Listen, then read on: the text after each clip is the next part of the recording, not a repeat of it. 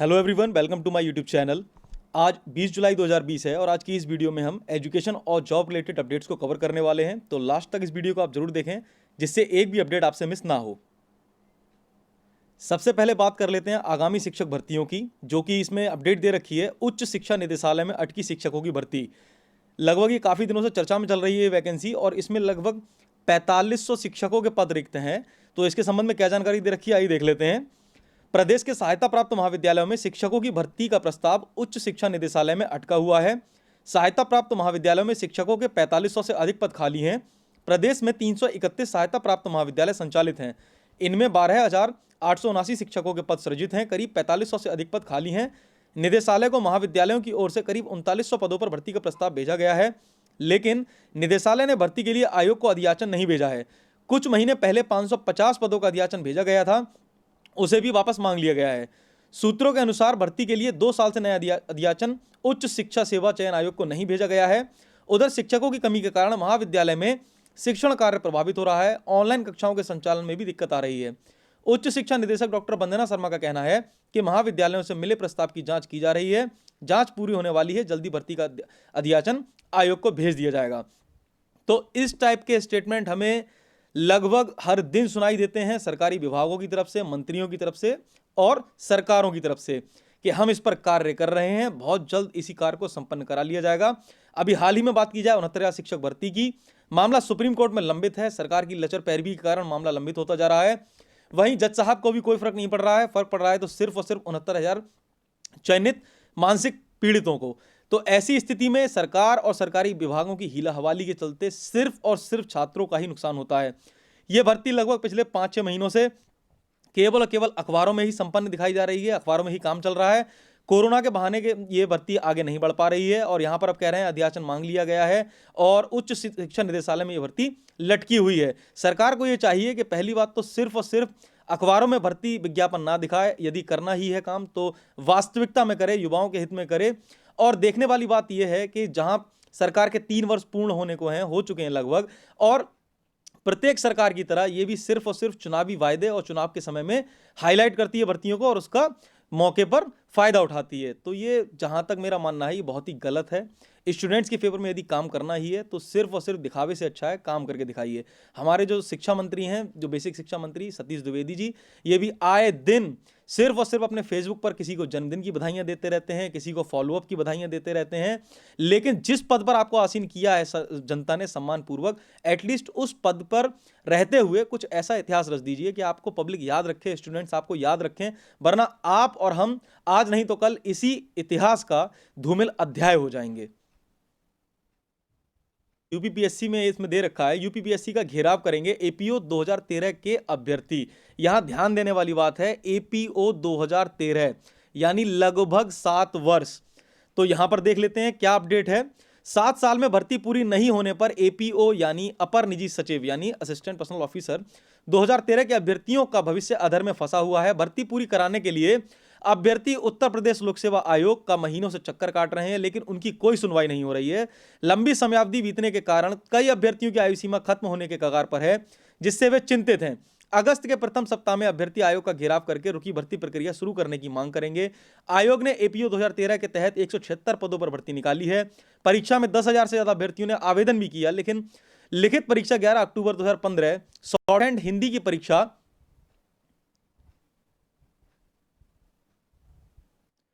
16 जनवरी 2016 को आयोजित की गई। दोनों परीक्षाओं का रिजल्ट 5 सितंबर 2018 को घोषित कर दिया गया। आयोग ने कंप्यूटर ज्ञान की परीक्षा के लिए 1047 अभ्यर्थियों को चुना है, लेकिन मामला कोर्ट में लंबित। यहां पर ध्यान होने देने वाली बात है, मामला कोर्ट में लंबित है, और ये गवर्नमेंट और गवर्नमेंट ऑफिसर्स का पेट डायलॉग है कि मामला कोर्ट में लंबित है। इसके कारण आयोग कंप्यूटर ज्ञान की परीक्षा नहीं करवा रहा है। अभ्यर्थियों का कहना है कि 1986 की शासन नियमावली के अनुसार शॉर्ट हैंड में 8% गलती करने वाले अभ्यर्थी को अयोग्य मानने का निर्देश है, जबकि 2001 में नई नियमावली बनी, इसमें 5% तक गलती करने वाले अभ्यर्थियों को अयोग्य करने का निर्देश है।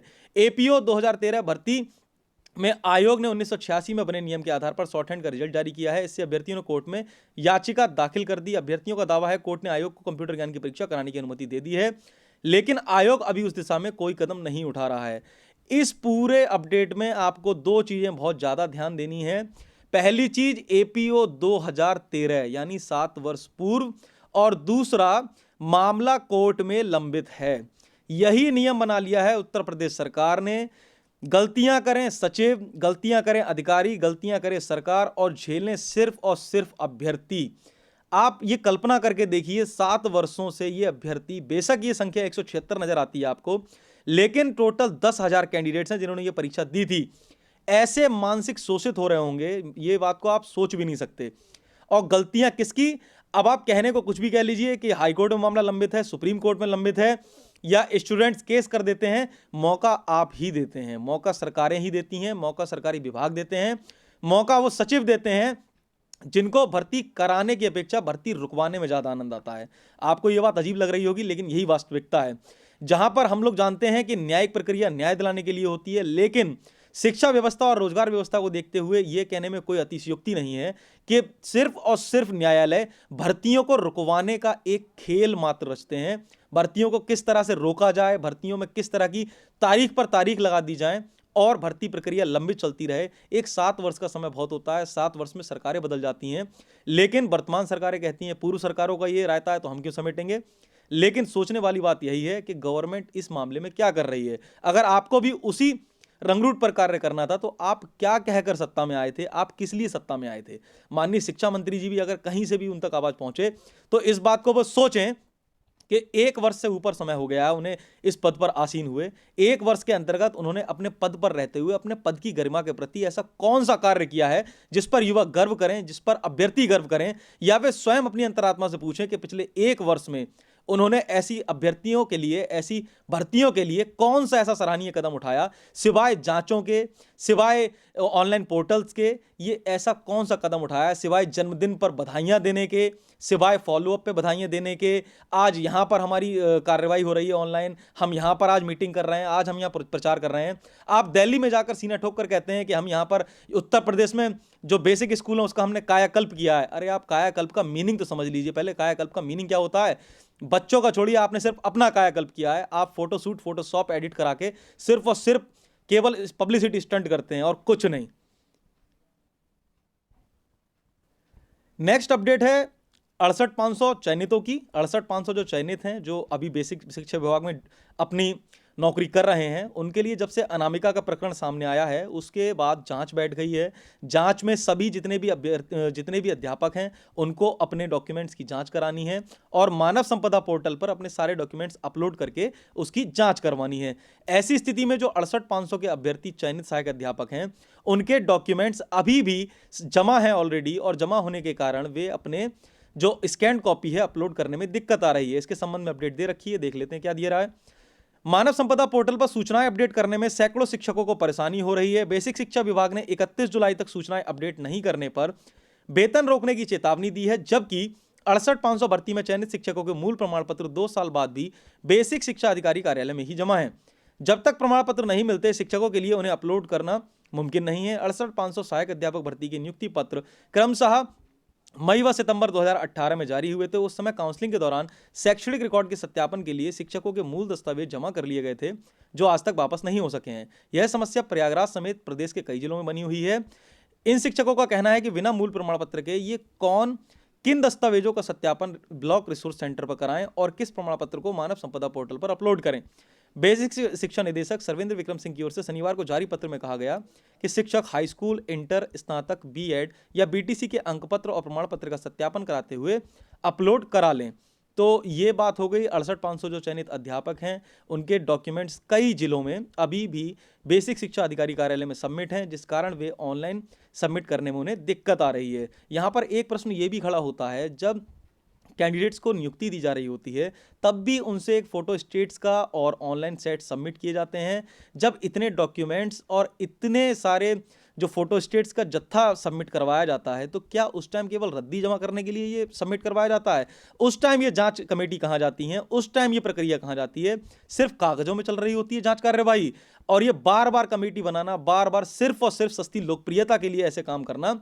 अगर स्टार्टिंग में ही ये जांच ठीक से हो जाए तो बार बार ये कमेटी बनाने की जरूरत नहीं पड़ेगी, बार बार ये ऑनलाइन सबमिशन की जरूरत नहीं पड़ेगी। ये सिर्फ और सिर्फ ध्यान भटकाने वाली बातें हैं। सिर्फ बेसिक स्कूलों की कंडीशन क्या है ये आप बेहतर जानते हैं। अगर आप में से कई लोग ऐसे हैं जो बेसिक में नौकरी कर रहे हैं तो अच्छे से जान रहे होंगे कि बेसिक में बच्चों की क्या स्थिति है। शिक्षा जो गुणवत्तापूर्ण शिक्षा होनी चाहिए, अगर अध्यापक ही विद्यालय में अवेलेबल नहीं है, अगर आप अध्यापकों की नियुक्ति ही नहीं करवा पा रहे हैं, तो गुणवत्तापूर्ण शिक्षा कहाँ से अवेलेबल होगी, कहाँ से बेसिक शिक्षा का कायाकल्प होगा। नेक्स्ट अपडेट है यूपी बोर्ड के स्टूडेंट्स के लिए। यहां दे रखा है जुलाई अंत तक मिलेंगे अंक पत्र सह प्रमाण पत्र। अभी मैंने कल ही आपको अपडेट दी थी कि इस पर विचार किया जा रहा है कि जो उनकी मार्कशीट्स हैं हाई स्कूल और इंटर के यूपी बोर्ड स्टूडेंट्स की, वो इस महीने ही मिलने की संभावना है। तो इस पर दे रखा है, अभी थोड़ा इंतजार और करना पड़ता है स्टूडेंट्स को, और ये लगभग जुलाई के अंत तक ही अवेलेबल हो पाएगी स्कूल्स में। इस बार ये जो मार्कशीट्स मिलेंगी ये ऑनलाइन प्रोवाइड कराने की प्रक्रिया चल रही है। हो सकता है कि स्टूडेंट्स को इस बार ये अंक पत्र जो हैं वो ऑनलाइन मिल सकें। तो ये अपडेट हो गई है यूपी बोर्ड के हाई स्कूल और इंटर के स्टूडेंट्स की। आई होप ये जल्द ही मिल जाएगा जुलाई के लास्ट तक स्टूडेंट्स को। अपडेट है जेई एडवांस की जो एग्जामिनेशन है उसकी डेट फाइनल हो गई है। यहाँ दे रखा है जेई एडवांस आगामी 27 सितंबर को होगी। दिल्ली स्थित आईआईटी यानी आईआईटी दिल्ली इस बार परीक्षा की आयोजक संस्था है। हर वर्ष कोई एक आईआईटी जेई एडवांस परीक्षा का आयोजन करता है। स्टूडेंट इसकी ऑफिशियल वेबसाइट JEADV.ac.in पर जाकर इससे संबंधित इंफॉर्मेशन देख सकते हैं। तो ये अपडेट हो गई जेई एडवांस के एग्जाम को लेकर। जो जेई एडवांस का एग्जाम है वो 27 सितंबर को कंडक्ट कराया जाएगा। नेक्स्ट अपडेट है दिल्ली यूनिवर्सिटी से। यहां पर दे रखा है दिल्ली यूनिवर्सिटी की प्रवेश परीक्षाएं 6 सितंबर से आयोजित कराई जाएंगी। डीयू की सभी ग्रेजुएशन, पोस्ट ग्रेजुएशन, एमफिल और पीएचडी के पाठ्यक्रमों की प्रवेश परीक्षाएं 6 से 11 सितंबर के दौरान आयोजित होंगी। नेशनल टेस्टिंग एजेंसी की ओर से आयोजित प्रवेश परीक्षाएं कंप्यूटर बेस्ड होंगी। मतलब ये जो परीक्षाएं हैं ये ऑनलाइन मोड में कराई जाएंगी और ये लगभग 6 सितंबर से प्रस्तावित हैं। अगर कोरोना महामारी का जो प्रचार और प्रसार है ये अगर कंट्रोल हो जाता है तो लगभग 6 सितंबर से ये परीक्षाएं आयोजित होने की संभावना जताई जा रही है। अपडेट भी है बेसिक शिक्षा विभाग से। यहाँ पर अभी तक हम लोगों के सामने जो फर्जीवाड़ा आ रहा था वो सिर्फ शिक्षकों को लेकर था, लेकिन जैसे कि जांच चल रही है तो यहाँ पर दिखाई दे रहा है कि शिक्षकों के बाद बच्चों की फर्जी संख्या पर भी लगाम। मामला क्या है देख लेते हैं। यूनिफॉर्म, किताबें, जूते, मोजे और स्वेटर खरीदे जाते हैं 1.80 करोड़ बच्चों के लिए, लेकिन मिड डे मील खाते हैं औसतन 1.10 करोड़ बच्चे। तो यानी संख्या का खेल है यहाँ पर। जब सामग्री मंगाई जाती है, लर्निंग मटेरियल मंगाया जाता है तो स्टूडेंट्स की संख्या ज़्यादा दिखाई जाती है। वहीं मिड डे मील जब बच्चे खाते हैं और उनका ऑब्जर्वेशन किया जाता है तो बच्चों की संख्या कम निकलती है। आगे दे रखा परिषदीय और सहायता प्राप्त स्कूल के बच्चों की संख्या में ये अंतर लंबे समय से बरकरार है। लिहाजा शिक्षकों के बाद अब बेसिक शिक्षा विभाग बच्चों की संख्या का सत्यापन कराने जा रहा है। इसका पायलट प्रोजेक्ट लखनऊ मंडल में चलाया जाएगा। वहीं 6 महीने में पूरे प्रदेश में सत्यापन पूरा किया जाना है। इससे बच्चों की फर्जी संख्या निकलकर सामने आने की उम्मीद है। इस संबंध में जल्द ही शासनादेश जारी किया जाएगा। इसके लिए सीटान इंडिया लिमिटेड से करार किया जा रहा है। फर्जी संख्या के कई कारण हैं। लंबे समय से शिकायत है कि एक बच्चा कई स्कूलों में पंजीकृत कर लिया जाता है, क्योंकि पंजीकृत संख्या के आधार पर ही यूनिफॉर्म, स्वेटर, जूते, मोजे, बैग, किताबें आदि खरीदी जाती हैं। लेकिन मिड डे मील की मॉनिटरिंग लंबे समय से IVRS के जरिए की जा रही है। इसमें आने वाली संख्या पंजीकृत बच्चों से कम होती है। इसमें कह रहे हैं कि 3 स्तरों पर काम होता है। जिन बच्चों की आधार संख्या है उनका बायोमेट्रिक सत्यापन होता है। यदि नहीं है तो उनकी आधार संख्या दर्ज की जाएगी। यदि बच्चे का आधार कार्ड नहीं है तो आधार कार्ड बनाया जाएगा। इसके लिए हर खंड में शिक्षा अधिकारी कार्यालयों में 2 आधार किटें खरीदी गई हैं। आधार कार्ड सत्यापन और बनाने का काम इसी से होगा। वहीं प्रेरणा पोर्टल पर अपलोड डाटा भी सही किया जाएगा और वहीं MDM की संख्या से भी मिलान होगा। इस पूरे काम को सीटान इंडिया करेगा। तो इस प्रक्रिया में केवल और केवल फायदा मिलने वाला है, वो मिलने वाला है सीटान इंडिया को, जो कंपनी इसकी जांच करेगी। उसको डायरेक्टली और इनडायरेक्टली रूप से उसी को फायदा होने वाला है। अध्यापकों को शिक्षण कार्य करना चाहिए। शिक्षकों की भर्ती स्कूलों में होनी चाहिए, वो तो हो नहीं रही है। शिक्षकों को अध्यापन कार्य करने नहीं दिया जाता है। इतनी जांच, इतनी रिपोर्ट्स में फंसा दिया जाता है। क्लर्क का काम भी करें, सभी का काम करें टीचर। और ऐसी स्थिति में आशा की जाती है कि बच्चों का रिजल्ट अच्छा मिले, बच्चों को फैसिलिटी मिले। आप स्वयं अंदाजा लगा लीजिए बच्चों को फैसिलिटी कहाँ से मिलेगी। बच्चों के पेरेंट्स भी गवर्नमेंट स्कूल में एडमिशन तभी कराएंगे जब बच्चों को सुविधा मिलेगी, सुविधा मुहैया कराई जाएगी।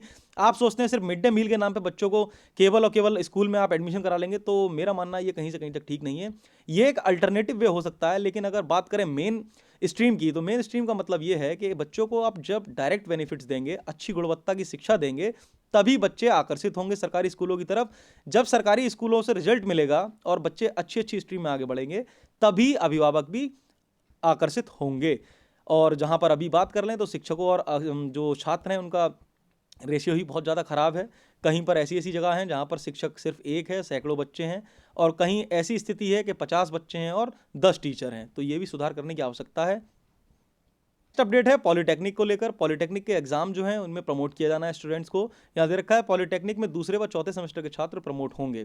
प्रदेश भर के पॉलिटेक्निक संस्थानों में छात्रों के प्रमोट होने या परीक्षा कराए जाने को लेकर चल रही ऊहापोह खत्म हो गई है। कोरोना काल में अंतिम सेमेस्टर और अंतिम वर्ष के छात्र छात्राओं को परीक्षा देनी होगी, जबकि दूसरे और चौथे सेमेस्टर के छात्रों को प्रमोट किया जाएगा। विशेष सचिव ने इस बारे में निर्देश जारी कर दिए हैं। प्राविधिक शिक्षा निदेशक मनोज कुमार ने बताया कि कक्षाएं चलाकर पाठ्यक्रम पूरा कराने, उसके बाद छात्रों की परीक्षाएं और असाइनमेंट आदि जमा करने के निर्देश दिए हैं। 17 अगस्त से 5 सितंबर तक कक्षाएं चलाकर पाठ्यक्रम पूरा कराने की बात कही गई है। अंतिम वर्ष और सेमेस्टर की परीक्षाओं को 7 सितंबर से 12 सितंबर के मध्य कराने की तैयारी है।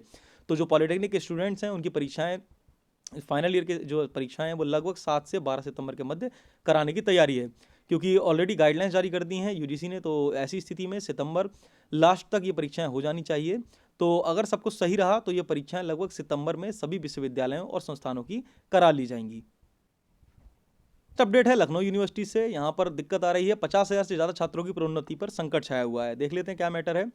राजधानी में लखनऊ विश्वविद्यालय और सहयुक्त महाविद्यालयों में पढ़ने वाले करीब 50,000 छात्र छात्राओं का अगली कक्षा में प्रमोशन फंस सकता है। असल में विश्वविद्यालय स्तर पर नतीजे जारी करने में हुई देरी के चलते अगली कक्षा में प्रवेश नहीं हो पाया है। एक्चुअली जो स्टूडेंट्स प्रीवियस सेमेस्टर्स में थे उनकी परीक्षाएं लगभग दिसंबर में हुई थी, और इनका जो नेक्स्ट सेशन में एडमिशन होना चाहिए था वो अभी तक नहीं हो पाया है। और जिसके चलते स्टूडेंट्स अभी नेक्स्ट सेमेस्टर में नहीं आ पाए हैं, अपनी फीस भी सबमिट नहीं कर पाए हैं। और ऐसी सिचुएशन में जब स्टूडेंट्स का एनरोलमेंट ही नहीं हो पाया है नेक्स्ट सेमेस्टर में, तो उनको प्रमोट करने में दिक्कत आने वाली है। अकेले जो लखनऊ यूनिवर्सिटी है उसी के पाठ्यक्रम में लगभग 17,000 छात्र छात्रा ऐसे हैं जिनमें नेक्स्ट सेमेस्टर में अभी उनका एडमिशन नहीं हो पाया है। ऐसी स्थिति में इसके लिए कोई बीच का रास्ता निकाला जाएगा। लखनऊ जो विश्वविद्यालय प्रशासन है उसका कहना है कि हम इसका हल जल्दी निकाल लेंगे। और यहाँ पर एक चीज़ और मेंशन कर रखी है कि बिना फीस जमा किए नहीं मिलेगा कक्षा में प्रवेश। मतलब अगली कक्षा में प्रमोशन के लिए सभी छात्रों को फीस जमा करनी होगी। फीस जमा किए बिना दाखिला मान्य नहीं होगा और प्रमोशन का लाभ नहीं मिल सकेगा। तो कोरोना के चलते जहाँ पर विश्वविद्यालय बंद पड़े हुए हैं, सभी चीज़ें ऑनलाइन हो रही हैं, तो ऐसी स्थिति में स्टूडेंट्स के लिए दिक्कत होने वाली है, क्योंकि प्रमोट होने के लिए आपको पहले फीस भी सबमिट करनी होगी। कई स्टूडेंट्स ऐसे हैं जो कि कोरोना के जो हॉटस्पॉट क्षेत्र हैं वहाँ पर रह रहे हैं, अपने अपने घरों को चले गए हैं। तो ऐसी स्थिति में फीस सबमिट करने में भी दिक्कत आने वाली है। आई होप आगे चल के इसके लिए कोई सोल्यूशन निकाला जाए या ऑनलाइन के लिए कोई रास्ता निकाला जाएगा। तो ये हो गई आज 20 जुलाई 2020 की एजुकेशन और job related updates. I hope आपको ये ज़रूर हेल्पफुल रही होंगी। ऐसी ही डेली एजुकेशनल अपडेट्स के लिए आप हमारे यूट्यूब चैनल रविंद्र विला को सब्सक्राइब कर लीजिए, साथ ही पास वाले बेल आइकन को जरूर प्रेस कर लीजिए, जिससे सभी लेटेस्ट वीडियोस के नोटिफिकेशंस आपको तुरंत मिल सकें। साथ ही आप हमारे फेसबुक पेज रविंद्र विला को सर्च करके उसे लाइक कर सकते हैं, उस पर भी डेली अपडेट्स आपको मिलती रहेंगी। Thanks for joining with us. मिलते हैं आपसे नेक्स्ट वीडियो में।